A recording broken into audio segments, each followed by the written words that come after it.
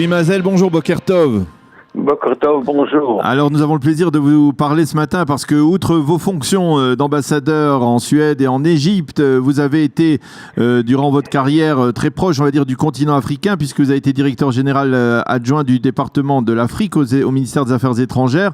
Et c'est à ce titre que nous souhaitions vous parler ce matin parce que, bien entendu, nous allons assister à une rencontre importante, à une visite importante, on va dire presque historique, du Premier ministre aujourd'hui, Binyamin Netanyahou, au Tchad, à N'Djamena. C'est en fait Binyamin Netanyahou qui rend la politesse à Idriss Déby, qui est venu il y a quelques semaines en Israël de manière presque impromptu, et au cours de cette rencontre, il devait y avoir une annonce de la restauration des relations diplomatiques entre les deux pays. Alors, quelle est l'importance du Tchad en Afrique et quelle est l'importance de cette alliance, de cette restauration des relations entre les deux pays pour Israël? Oui, absolument. Écoutez, le Tchad a été un des premiers États africains d'avoir rompu les relations avec Israël encore en 1912, avant la guerre de Kippour, sous la pression du monde arabe, surtout sous la pression de Kadhafi, qui est son voisin du Nord. Et donc, ça fait déjà combien? 40, 46 ans, 49 ans, et qu'il n'y a pas de relations. Et Israël fait un effort de rétablir les relations diplomatiques avec tous les pays africains noirs, au sud du Sahara. Et nous avons réussi dans les années 90 à peu près, de rétablir les relations avec tous les pays africains et noirs, sauf les pays islamiques comme la Guinée, Mali, Niger et Tchad. Eh bien, à partir de 2016 à peu près, c'est M. Netanyahou qui fait un effort de rétablir les relations avec ces 4 pays musulmans. Il a réussi l'année dernière de rétablir les relations avec Guinée. Et cette fois-ci, c'est le Tchad qui arrive et qui voudrait bien faire les relations de nouveau. Il reste encore 2 pays, Mali et Niger. Et parce que, écoutez, il s'agit quand même de quelque chose qui tombe dans la région et je vais dire dans la sphère diplomatique et psychologique. Oui, pourquoi?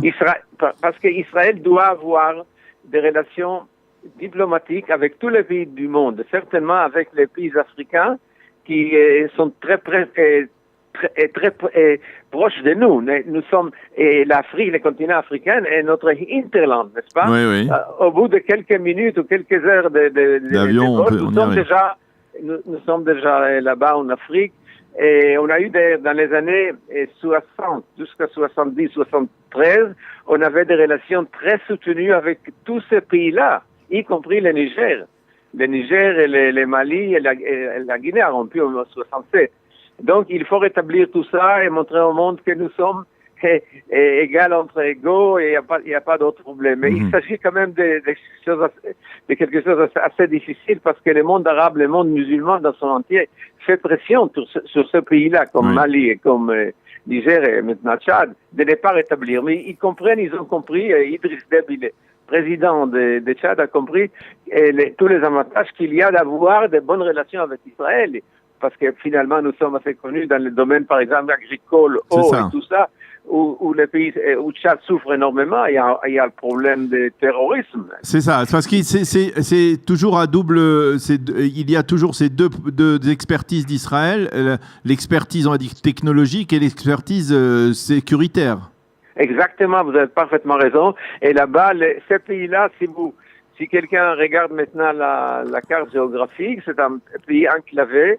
Au nord, c'est la Libye, et à l'est, c'est Soudan, et dans le sud, c'est la République centrafricaine, et puis il y a le Cameroun et le Niger, donc c'est un pays complètement enclavé, il n'y a pas de mer, c'est un pays à 90% désertique, et Al-Qaïda et l'État islamique sont très actifs là-bas, n'est-ce pas, dans toute cette région-là, et il pèse sur ce pays un danger sécuritaire énorme.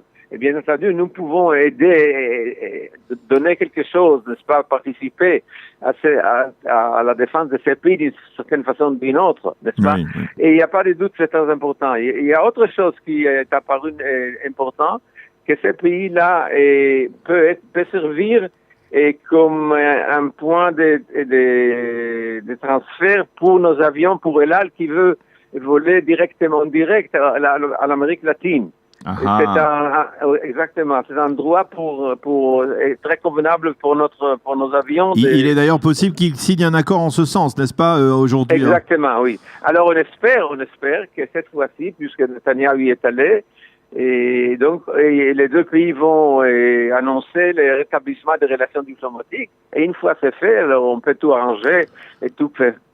Donc, alors, oui. Est-ce qu'il y a aussi un lien, puisqu'on parle beaucoup des pays sunnites modérés, de rapprochement entre Israël et des pays comme les pays du Golfe Persique, est-ce qu'il y a aussi un lien avec cela? C'est-à-dire, est-ce qu'aujourd'hui, on va dire, le monde arabo-musulman, il dépasse certaines barrières, y compris la problématique de la cause palestinienne, pour voir ses intérêts et donc aller conclure des accords ou des alliances avec Israël?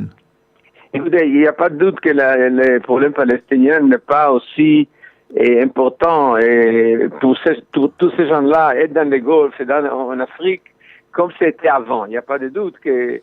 c'est-à-dire, la crise entre Israël et les Palestiniens dure trop longtemps. Oui. Et il y a d'autres préoccupations, n'est-ce pas, qui sortent, qui émergent dans le monde entier, surtout dans les pays arabes, dans les pays africains. Mais il faut faire attention. Tchad n'est pas un pays arabe. Tchad est un pays africain noir. Donc, 52% sont des musulmans. Mais le Tchad ne fait pas partie de la Ligue arabe. Il faut comprendre ça parce qu'à la radio, à notre radio, on disait sans arrêt qu'il faisait partie de la Ligue arabe. Absolument pas. Les pays africains de la Ligue arabe et membres de la Ligue arabe sont l'Égypte. Enfin, l'Égypte c'est différent. Il y a la Libye, la Tunisie, le Maroc et la Mauritanie.